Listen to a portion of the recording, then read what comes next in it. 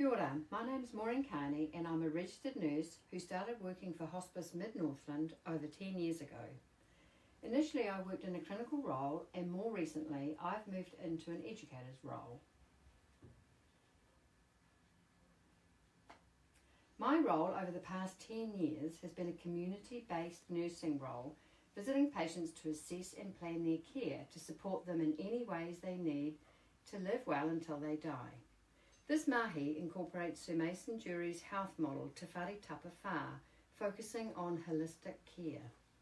This involves complex health issues intertwined with coordinating a multidisciplinary team of health professionals focusing on patient and whānau-centred care.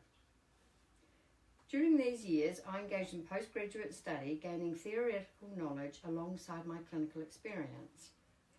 In the past 3 or 4 years, my role has expanded to include working with the North Haven Hospice Educator, delivering palliative care education to hospital, aged care residential staff and other health professionals. This education encompasses the use of syringe drivers both practically and theoretically, a 10-session course called The Fundamentals of Palliative Care, Advanced Care Planning, Symptom Management and Te Ara Whakapiri, a document produced by the Ministry of Health guiding practice on recognising dying and the care in the last days of life, or indeed any palliative care topic they request education or support with. I'm also involved as a resource of clinical experience in the daily clinical team discussion planning, our patients' care and highlighting any further opportunities for education within our community. My aim in the education role is to educate as many people within the health service and community as I can about the importance of recognising and managing end-of-life issues well. As an organisation, hospice cannot and need not be involved with every dying patient, as dying is part of living and can be managed and supported very well by everyone.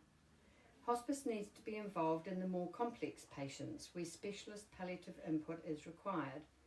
Therefore, by teaching the fundamentals of palliative care, my hope is that I can empower and support others to courageously step up to support a dying person with compassion and skill, not fear and insecurity.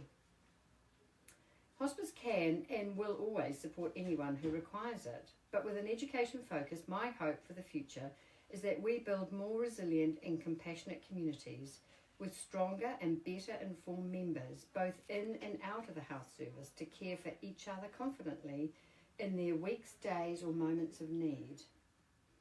My vision and goal is that everyone understands what advanced care planning actually means and how important it is when a person can no longer tell us what they want at the end of life, and how empowering it feels to do for that person what they documented they wanted. That simple document removes so much confusion, angst, guilt and grief that in my opinion it must become a priority in every person's lives.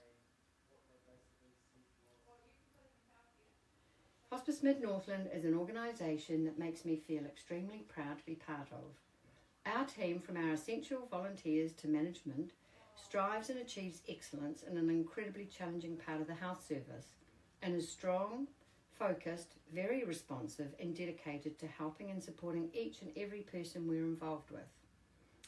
Our service wraps around the patient and their whānau and family with an extensive range of support from equipment, clinical expertise to bereavement, all done with a small hard-working team that moves effectively and efficiently to do what's needed whenever it's needed with impeccable attention to detail. I feel our team truly reflects the vision of Dame Cecily Saunders, the founder of the hospice movement in the 60s, who said, "You matter because you are you, and you matter to the end of your life."